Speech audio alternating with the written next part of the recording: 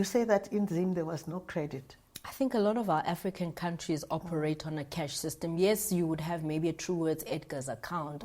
And then COVID comes. We're in the eventing space. Everything was shut down. You're sitting at home.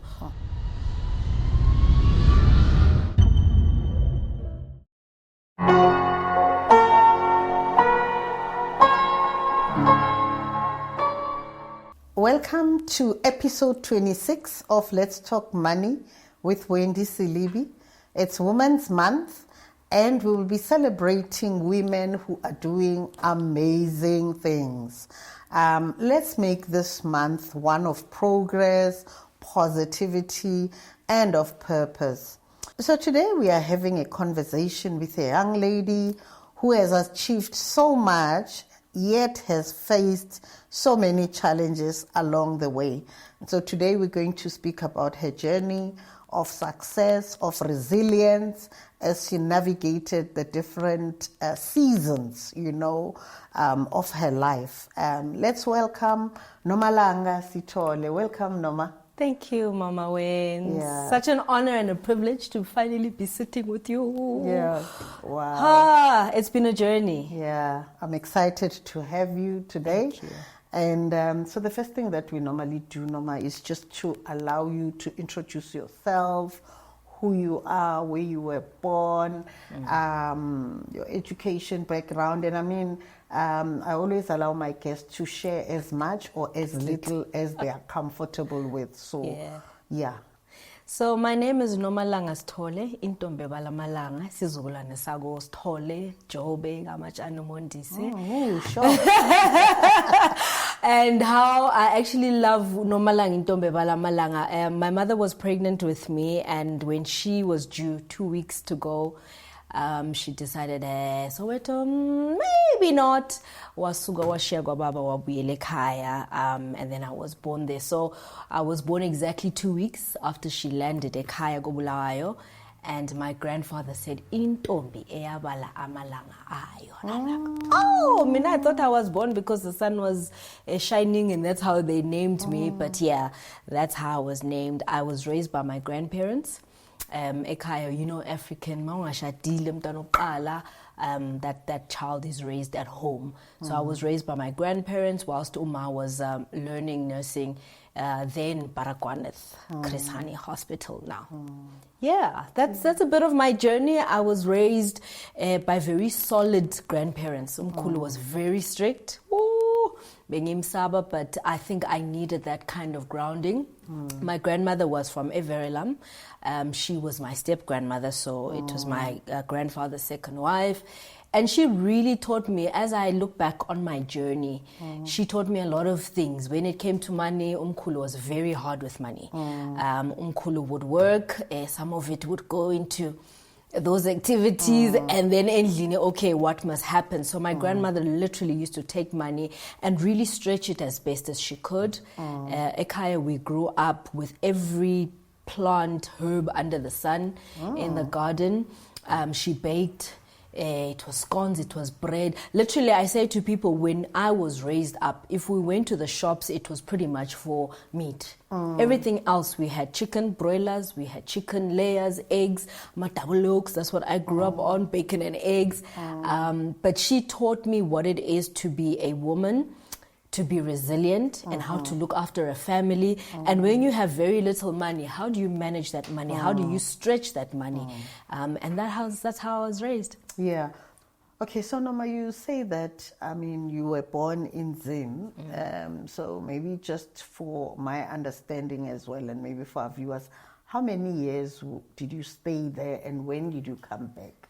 So I started traveling at the age of 14. My mother got a job in Botswana, where she's still currently based, and so we were in and out. We'd come and visit my father's side of the family, Soweto. And I think early 2000s, that's when I decided, hi, I'm jumping ship, goodbye, Ngieza. So I'd already done television was my first job. I started entrepreneurship without even knowing it was entrepreneurship then. I literally finished school at 18. I started working. There was not that there was no opportunity to go to varsity, but my grandfather had passed on literally a couple of days after I finished my A-levels, so I had to look after Ukoko. So there was no, okay, let me go to university. I became a full grown at 18 having to look after Ukoko. And then I started... And where was this? In Zim. Okay. Yes. So Ukoko, I looked after her, and then I think a year and 8 months later, she fell ill. And then we flew her back to Everlam in Durban. I carried on working. So I did EdCon, I did television, and then I went into the cellular industry.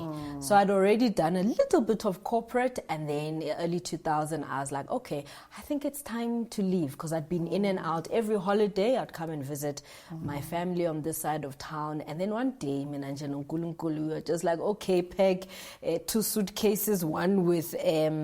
my clothes and the other with my bedding, and that was it. Okay, and you came to Joburg. And I came to Joburg. I stayed with my cousin. So my mother's late sister had children already here. And so I decided to actually come and stay with them rather than go to my father's side of town. Okay, and then you started working. I met you in Nedbank. Yeah. When did you start working there? What was your journey? I mean, because you came looking for something. For work. Yeah. So I literally stayed a few months, and then in September, if I'm not mistaken, I got a job in a call center. I don't even think they exist now, called Callforce Direct, and the job was actually inside Nedbank in the call center. And that's where my Nedbank journey started. I was a temp for 3 months. My boss then took a few of us and felt we were really doing well. 3 of us were made permanent, so literally within 3 months, And I must tell you, it was interesting with my boss then. I used to do his tea, so I became part kitchen tea girl. He'd walk in and say, "Nora, where's my coffee?" And I'd be like, but breathe. Do me one today's coffee. I used to give out pay slips. We used to get paid every month. And in fact, we talk about money. That money literally bought every single thing I have in my house. I came from an environment where there was no credit. In Zim, everything is cash. And so I got into that environment knowing, okay, I've come to work. We are not here to jola, have fun. Yes, we'd go out, but every Friday we'd get 1,000 rand. So every, 1,000 rand. By the end of 1 month, you either got 4,000 or 5,000, depending on the month. And that's how I started my money journey. And then 3 months in, I got into a Nedbank full-time, and the space then was in Go Banking. Got into Go Banking and, the call centers and all of those good things. I always say my journey has been one of starting from the beginning. Started from the bottom, now I'm here. Every time from my early 2000s. And so that's been my journey. Yeah. And that's how I went into Nedbank, got into the call center, went into banking. In fact, we used to phone people Ngaboma 6, 7, 18 yana. Good afternoon, Wendy. We just want to check, are you happy with your home loan? Can we give you a good rate? Because people wanted to cancel. We'd sell Go Banking credit cards. So literally started from the bottom, understanding the online systems and Nedbank systems. So yeah, that was my journey. Okay. I like that. I just like, I'm picking up quite a few things from what you've said. Number one, Uguti, never despise your small beginnings. Yes. Many young people, when they start working, they want to have everything at the same time. And this is what leads people to then overextending themselves on credit, and before you know it, you are in this debt spiral. And number two, you say that in Zim there was no credit. Wow. I think a lot of our African countries operate on a cash system. Yes, you would have maybe a Truworths Edgar's account, but like credit card, it wasn't a big thing. This plastic money was not big. That's how I grew up. So even a credit card, I only got a credit card when I came to Johannesburg and I needed to travel to the US or the UK, one of the two. And even then I was still protesting rather. I don't want a credit card. But when you travel, obviously you travel insurance. And that's how I grew up, know, you were able somehow to manage with what you have, and never think of, okay, it's in your land credit card, oh, let me get a personal loan, it's in your colleague, and that's how we were raised. Yeah, and that gave you a good base, Yeah. right? Yeah.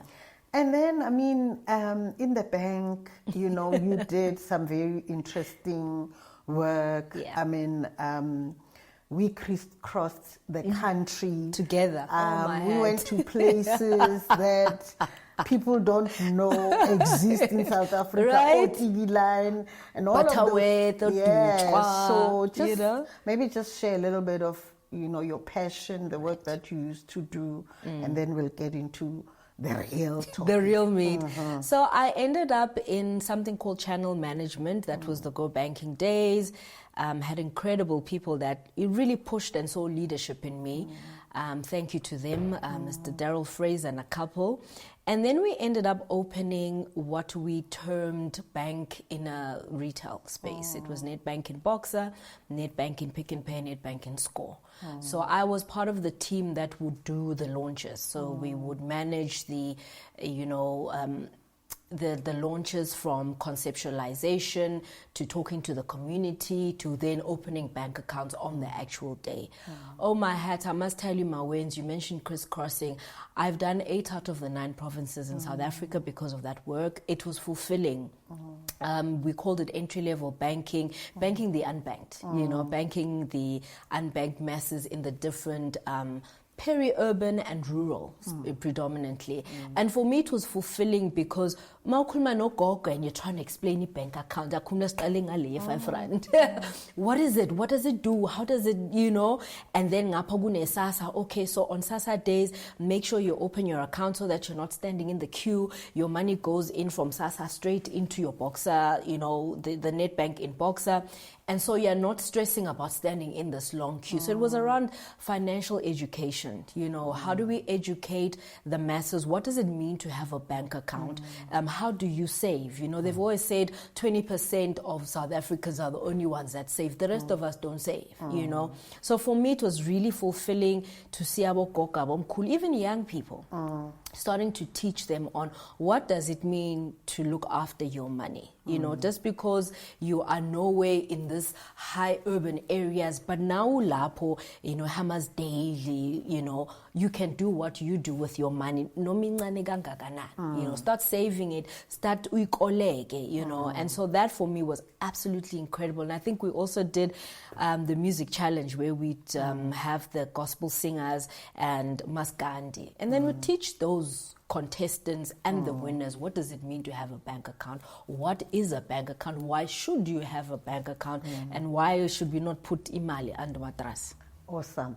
And, you know, just that part, Yoguti, we were going around teaching other people about what banking is all about. I just want us to maybe just retrace. Sure. While you were working for the financial institution, did anyone ever have a financial literacy or, you know, personal money management engagement with you in preparation for, you know, your life and probably for post-retirement? Can I be very honest? I don't remember. I think we were so focused on work and educating everybody else. If anything, my one cousin worked at Liberty and she'd already started the saving. She says, you know, 100 Rand debit order into, it's just something that never, I think, resonated with me at that point in time. I was more focused on, I've got 3 younger brothers to look after, I've got this and that to do. So saving for me was not top of mind, right? As long as my bills were covered, I got to work, I did what I enjoyed. It wasn't real. I think at some point I went to Sanlam, and I think it was also work initiated where we started talking about the retirement annuity, and that's one thing I got into. But I think I look back and I want to kick myself in the foot. I had a whole financial institute to myself where I could go and ask the questions. I go ask, but I never sat down with myself or somebody in the team to say, hey, family, okay, what does it mean? This is how much I'm earning. You know, what do you think I can? Yes, I would hear bits and pieces, but it just never went in here. Yeah. Yeah. And I mean, what you're saying resonates with, my book that says, Yeah, I wish someone had told me, I wish someone had had that conversation with me.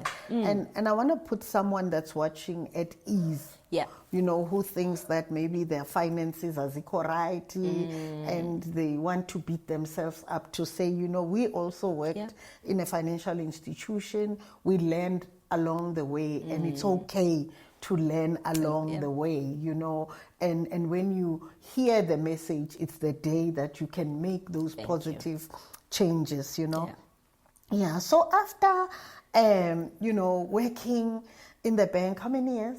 10 and a half. 10 and a half. Then you decided, Mina, I'm leaving. Hey, this young lady comes and tells us, Mina, I'm leaving. I'm going to be an entrepreneur. And maybe let's just, get to Wuti. What motivated you to want to jump from corporate to entrepreneurship?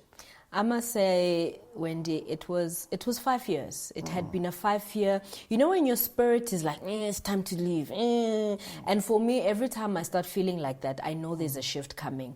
But it took me 5 years to actually finally say, okay, now it's time to go. So I just want to share my little brief story how that happened. I'd been wanting to leave, and I'm just like, but where do I go? What do I do? I think I had applied some other corporate. I actually got the job, but there were certain things that they needed me to do, but things just didn't, time-wise, I was slow. And so on that year, 2014, in fact, they needed someone in a role that I was actually seconded into. That person had left, and so I had done it for the greater part of 2014. Now, to make it a permanent role, we had to go through interviews, case studies, then they were, December 2014, I was called and I was told, you are the successful candidate, we would like you to go for assessments. Aibo, assessments. I've been doing the job. Why am I getting assessed? Anyway, long story short, I thought, okay, fine, let's go through the process. But being a believer, God had already started talking to me. It's time to leave. It's time to leave. And I'm like, but leave? Where am I going to? How? What? Anyway, come January, by the time I actually got back to work on the 2nd of January, I had 2 reporting matrix. So the first person, I gave the letter. LG looked at the letter. He said, put it down, face down. My second reporting line came. Oh, okay, Norms. And a lot of people had been saying to me, Sisi, you are in the wrong place. You're wasting your talent. But, at that point in time, you are still enjoying corporate life. Nonetheless, 2nd of January 2015, I handed in my resignation. The funny part is, at that point, because of the new role, I was now reporting into somebody else. And this poor person had just been employed by the bank. So he said, what? Is it got to do with me? Why are you leaving? What have I done? And I said, no. It's time. The executive then said, Nomalanga, I don't want you spending 15 years in here and then look back and think, I wish I had left. You're more than welcome to leave. We'll give you, the time you need to hand over. And funny enough, my handover had already started in bits and pieces, because I had a portfolio, about 5, business units I was supporting from a marketing perspective. And she said, do whatever handover you need to. You'll leave when it's time. And that's how my journey began. I remember the team was huddled up the same day in a boardroom. Nomalanga is leaving, handed in. And everyone was like, yo, finally, you're really going to do, everyone just felt I was in the wrong place. But I believe there's a time and a season for everything. God puts you somewhere, learn as much as you can, take away the connections, take away the people that will be part of your ecosystem when you get into entrepreneurship. Now I can say that as I look back. Then I was just like, I'm done, I'm leaving, goodbye, I'm going to be a speaker every day, all day. Another conversation for another day. Right. And let's talk about that. You decide, no, January, I'm leaving. Yeah. Did you have a solid plan, a financial plan? Did you have a business plan? Because when people are leaving, you kind of like have those plans that you have in place, and a financial plan that's gonna back up those. What was going on with you? Can I be very honest? There was calamari zero financial plan. I knew how much they were going to pay out from my retirement, and the plan was pay off as much debt as you can. So I paid off the car, and then I could, people always say, when you leave, make sure at least you've got 18 months of, surplus, right? So I took this money, whatever I paid, and at least I had a year. So honestly, no financial plan. I thought as an MC, because the corporate had already allowed me to start doing that, and other alliances that were part of my work. I thought every day MC, every week MC, every month MC. Obviously, that was not what happened. But as I started the journey, I remember somebody saying to me, "Do you have a business plan?" Sorry, business who? I got someone who worked at a competitor bank family, and I said, "Swanban, please give me a business plan so I can, start putting that together." And that's literally how my work started. I remember I would cold call my wins. I would just email, "This is what I do. This is it." I'd already started putting, how can I put it? My business proposals, for lack of a better word, together. PowerPoint worked very well at that point in time. There was no Canva. So, I'd put what I think people needed to know, right? And I would cold call, and sometimes it'd just be, doop, and you're like, okay, Lord, did I make the right decision, And so that was 2015, 2016. Come 2016, the money gets finished. Now the real entrepreneurship starts. I need to be, I had this little bit of, I remember not telling my family I'd left. I think the only person that knew was my uncle, because he had left that same year, about a month or two prior to when I left. So he was also in the banking environment, in VAF, the cars and the dealerships. So he left. So when he said I've left or I'm leaving, that gave me okay, this is my uncle. Surely he knows what he's doing. And then I told my mother. My mother said, "Are you sure?" I said yes. And that was the only conversation we had. But I knew, I could see she was already panicking on my behalf. The rest of the family, I think I told a year later. People I go to church with, I'll just show them, "Oh, this is my website. This is what I'm thinking of doing." Meanwhile, back at the ranch, I long left corporate. Yeah. Yeah. Then what happened when the money got finished? I mean, and maybe even as you chat to us about the money, how did you manage your finances then, during that period? Because that's also very, very important. Other people use a black book to write contact details. This was my black book. This black book started, April 2015. I had just left. When did I leave? 20 March, so a month. And I would write, okay, these are my debits. These are other expenses. Can I ask you to just show them? Because this is what I preach every day, Uguti. Yeah. Break the page into half. No, the numbers won't come out. Yes, into half and right on the left. So these were my debits. These were other expenses. I even have a total offering, once off CD pack, like literal detail. My wins, petrol, food, offering, CD pack, conference after church, boundaries book. Somebody actually sent me a book that I thought, let me buy. Even my hair was detailed. Wendy, then I started writing. What do I need? My laptop. At that point in time, I went into music school because I thought God had sent me to music school. So I went to music school to learn the piano. I went to a school where there was... I remember you were telling me you did the piano. And you're like, piano. Yeah. So I grew up in a school where all of this was for free, but I didn't do it. Anyway, so I decided practice piano, go through your notes, finish off your talk. I started writing things. In April, things to pay off Woolies account, and I was like, okay. And that's just how I managed, and I started, in fact, one of them says budget. I would write, whether it's Sanlam, which was my RA, the gym, Vodacom, all of the things that Water and Light City of Joburg, that everything.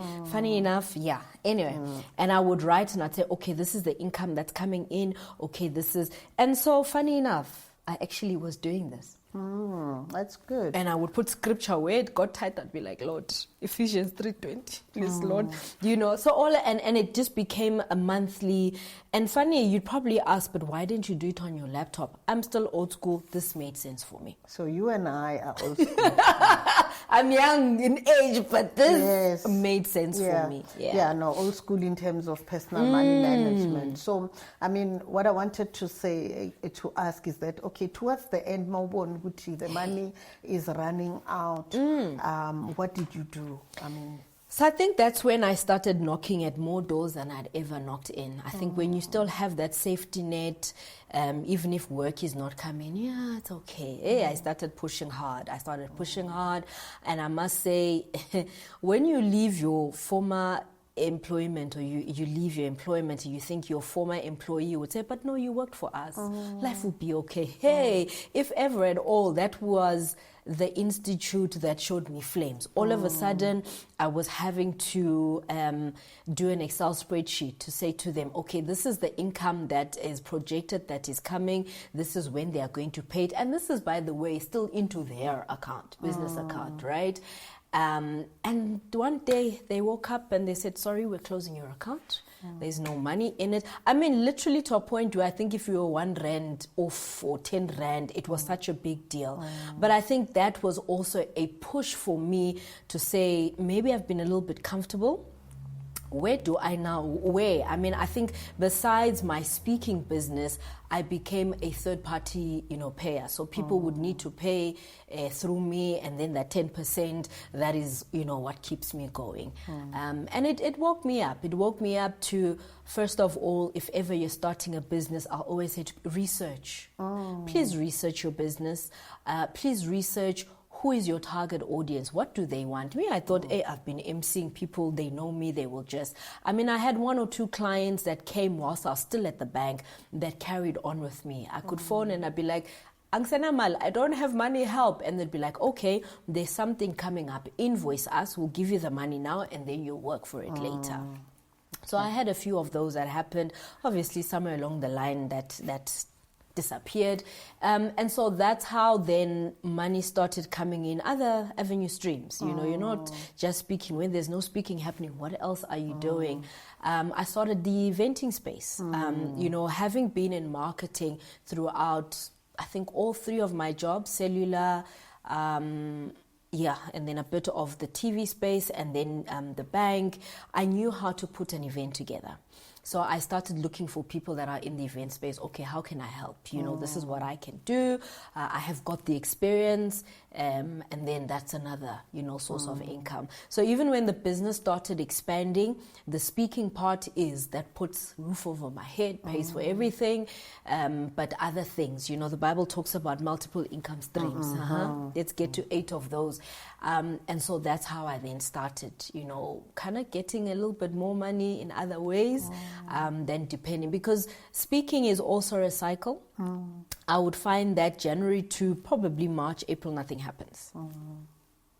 What do you do? You have a car to pay, you have a bond to pay.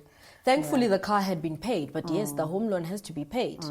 And so you would kind of really try and minimize the use. I have never been a savings account person, but fast forward 2024, now we have savings. The one thing I forgot when I was growing up, Ukoko opened me up a post office savings book.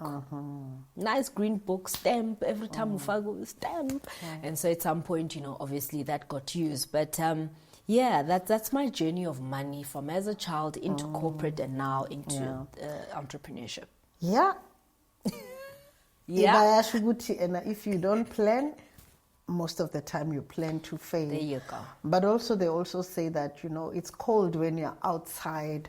Often, when you plan, you think, I have been doing this, people know me, they will call me, will never, and then, which is basically that, on paper, things will always look good, but in reality, they are totally different. And then while you are there, the money is gone. Okay, you've at least dabbled here and there. And it forces you to think outside of the box, right?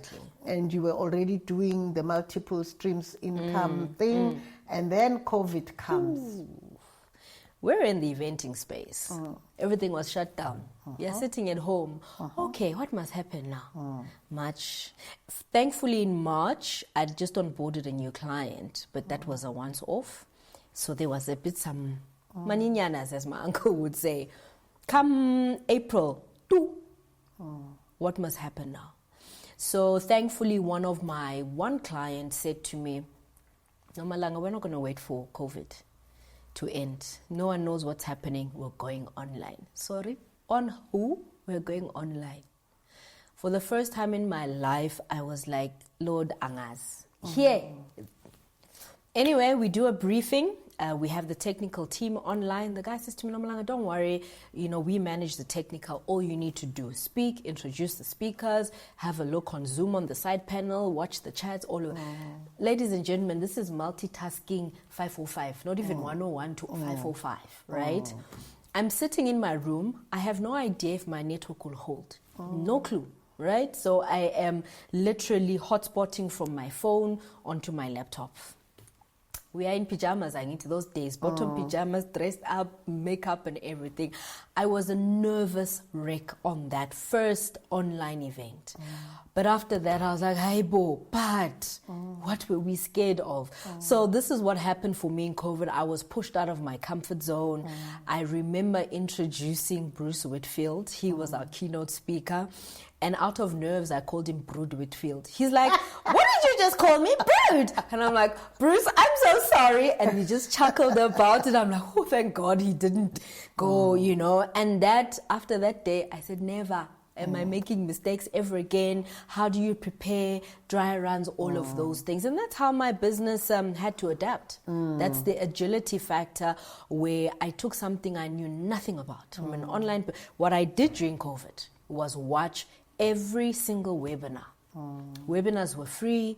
I would get onto webinars just to check the scene, who's doing what, how. You'd get MCs and moderators who are definitely not, and I'd switch off and I'm like, can I do that? But it's not my field. And I think everybody had to learn in that space who would say, what do we do with this thing called COVID? Fast forward, then we started doing online. I would have my own conversations like you, just to keep myself abreast of what's happening. I must tell you, then the sheriff knocked one day. The sheriff knocked, I think it was 2016. No, the sheriff knocked, 2021. Knocked at the door. Angas Luto. You know how they just leave a letter somewhere. So because I live where I live, somebody then, I think, put it on my door. Looking at this thing, I'm like, what must happen here? Because I've never had a conversation around when things go bad, what does the sheriff do? I did not know what to do. I phoned a cousin. I said, help. Everyone was like, hey, Shinoma, things are tough. I'm like, okay, fine, Lord. Okay, I'm phoning people everywhere. Literally, this is where I'm at. This is how much I owe. If I don't pay these arrears, because remember they gave us that 3-month gap from April to after the gap, August came. No money coming. What do? I had to learn never to run away. At that point, I had to let's talk Nedbank. This is where I'm at. What can we do? Thankfully, the gentleman said, okay, we'll take your arrears, we'll spread it across 12 months, and then it reduces your installment. So while you're there, our episode 25 was actually talking about that, about how Nedbank helps, clients or customers when they find themselves, in a situation like you have. So really what we were talking about in episode 25 is not a fluke. Here's a true testimony. She was not even aware what I was talking about. Anyway, they helped you. So they helped me restructure. So that happened twice. I think by the end of COVID, I had 2 or 3 sheriff letters, but I knew how to manage them. Right, I knew how to manage them. And we prayed with one of my lady pastors. I'm like, Pastor Mary, please, let's pray. I remember even taking the summons and really shredding them. And I'm like, Lord, this is your house. I am not leaving this house. This is your house. You see what you do with it.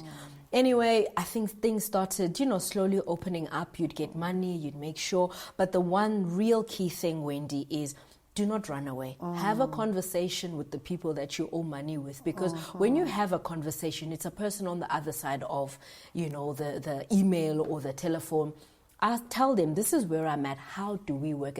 I didn't even know that you could actually go to a bank and ask them to stop the debit orders of your home loan or whatever until you're okay, and then you. So those are the things that I missed out on when I was working as a banker.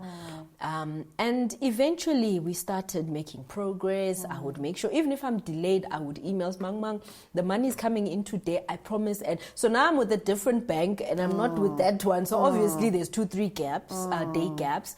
And he would say, no, as long as you send me the proof of payment, then we are fine. Yeah. I think I just want, and this is what I said in episode 25, that, you know, when you get into such situations, like you said, don't run away. Yeah. Talk to the bank. And I say to people, the person on the other side of the line is not going to jump out of the phone and be here. You know, it's another human being trying to engage you. Yeah. And also the ostrich effect, you know, of putting your head in the sand and thinking when you lift it up, things will have changed. So I really want to stress again and again that when you are in a financial pickle, you are in a season, it's a seasons. Yeah. Seasons don't last, you know, they come and they go. Navigate that season. Speak up, you know. Help is available. Absolutely. I cannot stress that enough, because all of us go through these seasons where things are not looking up. Okay, so maybe let's just then get to a point, Yoguti, after you had spoken, they gave you that space, you know, and they helped you navigate that season. And now you are in a good season. You're in a good season. Maybe just share a little bit about what work you're doing and how in the good season you are preparing for another winter, because we never know what seasons will bring our way. Yeah, absolutely. So the work I still do is in the communication space. I always say to people, #communicator extraordinary. I'm still in the communication space. You know, God has opened favorable doors. You know, I always say to fellow entrepreneurs, when you are in spaces with other people, just find out who they are, what they do. You never know when that person will be a sponsor into rooms and doors you have no access into. Post-COVID, work started coming in. I remember there's a gentleman I've been working with since 2016. Yeah. And he's all about entrepreneurship. I remember last year getting my first 2 African gigs where it's not someone I've worked with before. I ended up in Kenya because of that organization. One of my other clients, I ended up in Ghana, and I'm sitting there, I'm like, Imlo, amen, you know. Mrs. 3 sheriff letters. Yeah, Mrs. 3, yeah, sheriff, and also talking to lawyers and saying, guys, please come down. Anyway, and that's what has happened. Agility, persevering, saying, I'm not giving up. You know, it's easy to give up when things are not working. I've had people say to me, don't you want to go back to the bank? I'm like, it's a comfortable space. We get paid on the 20th, but thanks and no thank you, right? I'm in a space where even when things are teka-ring, it's not as bad as before COVID, right? Back to the part of, I've always written down my, on a spreadsheet now, we've upgraded to Excel, what's coming in, how much is it, how much is going to me, how much am I tithing, ladies and gentlemen, very important, right? And then just look every month. This book still works. Yeah. This book still works. We're in 2024. I've still been using it. Yes, there's other months I may be like, no, I've got it in my head, but please still use it. I've opened a bank account where I'm able to save as well. Finally. You know, just to say, okay, when stuff happens, at least kune something inyana. Also zabalazing in terms of income streams, you know, in the eventing space, I'm still there. I'm helping other people with their businesses, and then obviously you charge a commission accordingly.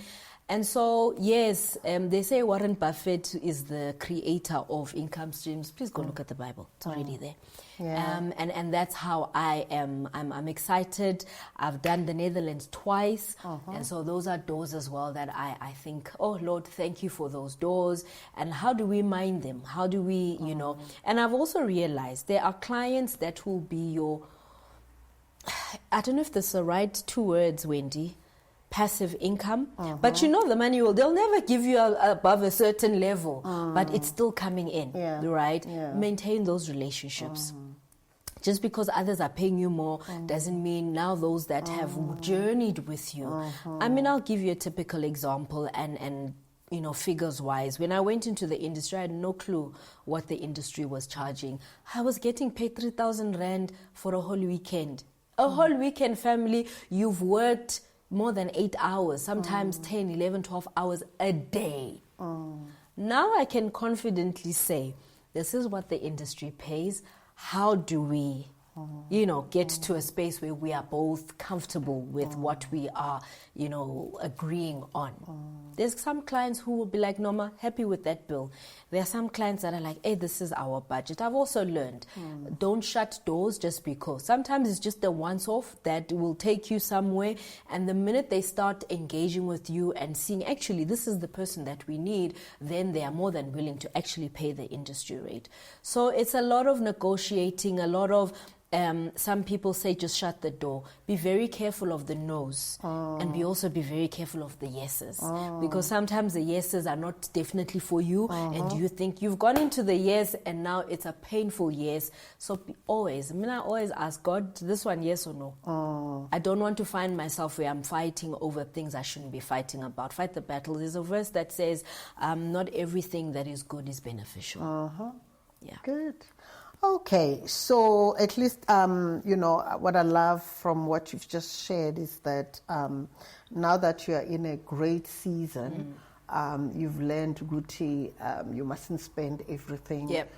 You must save, you must invest. And I mean, in your industry, you don't have anyone paying you a pension or a provident fund, so you have to create all of those that things. buffer for yourself, you know.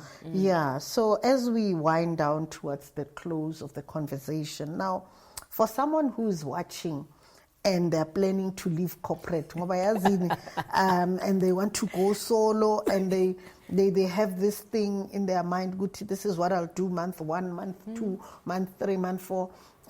What would you offer? You know, what advice would you offer for them, especially on the financial side? So I think I've already alluded to the fact is please research your industry. Don't ever think it's easy. You know how young people think about instant gratification. We work hard to where we are. Where Mama Mawens is, where I am, is a lot of hard work. It's 9 years and things have been slow, but now they are opening up, right? So when things are not working, please don't give up. Please save. Please save. Humbly save whatever you can. I mean, I remember somebody giving me a monthly Excel spreadsheet, little thing like this. Month 1, 100 Rand. Month 2, 200 Rand. You know, cumulative, you know. By the time you get to December, you should be sitting on at least 64,000. And I thought, you know, where you can do that, please do that. Also, don't spend everything. I have learned we can manage with the basics, right? Plan accordingly. This black book planned my life for me. Where I could not afford, I would be able to reduce. These hairstyles, these nails, all of that. Be very careful and conscious how to plan that. And number 3, please, retirement annuities. You know, certain policies that will help you grow your money. Please look into those. There's a lot. Investigate, speak to the financial people. And, you know, I always say your gut feel, your Noah, your Holy Spirit, whatever you call it, will tell you this one yes, that one no, right? So even as you consult Wendy Selebi. She knows money. I wish someone had. She knows it without a shadow of it. There are people. Go into your networks. Understand how they are looking after their money so that you have a well-informed decision of how to look after your money. And also, some people say take risks. If the risks are calculated, take. Right? Don't just because everybody's doing it. Crypto, all of that. Does it work for you? Is it for you? And really just make sure that you have research. I think the big thing I always, research, and pay yourself. I learned 2 years ago my bank then said to me, but you want to apply for this, we need to see a salary. I'm like, because I used to just transfer business account into, the personal account and separate the two. That's the other thing. Separate the two so you know what is you're doing with your business, what you're doing with the personal, and pay yourself a salary. No magan, whether it's 1,000 rand, 2,000, as you grow, you'll be able to then pay yourself, because obviously when you start looking for bigger things like the gentleman recording us, equipment and all of that, if you want to borrow money from the bank or an institute, they want to see how are you tracking in your finances. They call it your history. So make sure you do. There's a lot of people that don't have any history. It becomes very difficult to actually help you if you need help in terms of lending. And also lastly, there are a lot of organizations that have grants, that have programs that will align with your businesses, and it's not always run to the bank first. Run to entrepreneurial organizations that have budgets for the things that you may need to do. And lastly, the power of collaboration. In the different areas that you are in, go and collaborate. In your ecosystems, you might just talk to a Wendy, and Wendy will say, hey, Norms, have you spoken to so-and-so? And that becomes, oh, I didn't know. And that becomes something that opens your business up and you in your financial state. I love that, the power of collaboration. And I mean, you've said so much. You've literally said everything that I would have said. What is important here is that for entrepreneurs, how to manage your finances, always separate your business from your personal. Always have cash flow. Leave something for yourself. And that is when you start saving and you invest, etc., etc. So, last wisdom nugget, Guti, when people think of episode 26, think of Norma, what is that last nugget that you'd like to leave? Share your story. We all have a story. We are human. This is my quote I wrote during the pandemic. A nugget of your story can propel somebody to live out their purpose and their destiny. I'm not shy to say I nearly lost my house. I don't have a car. But here I am, traveling the continent, doing what I love doing, and the rest of the globe. So please share your story. Someone needs your story to let them know that impossible is nothing. You've been speaking to Nomalanga Stole.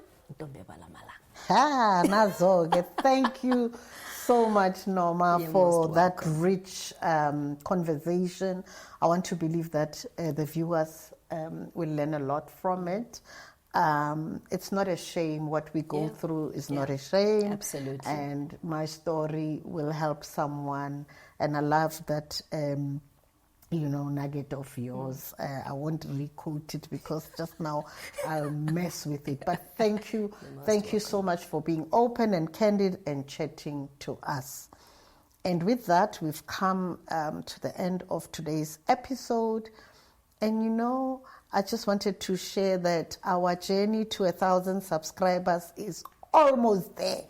And I really would like to encourage you to share, to like and subscribe. And who knows, you might be our 1,000, the number 1,000 subscriber. And who knows, maybe we might bring you here and you sit where Norma is sitting and we engage with you. We never know. So just want to continue encouraging you to subscribe. But besides the journey of 1,000 subscribers, we really don't want you to miss the content that we have. I think it's empowering and it will help us in our journeys. And then finally, my book, I Wish Someone Had Told Me, is available from my website, wendysilibi.co.za, or you can purchase it on Amazon in ebook format or hard copy. Thank you.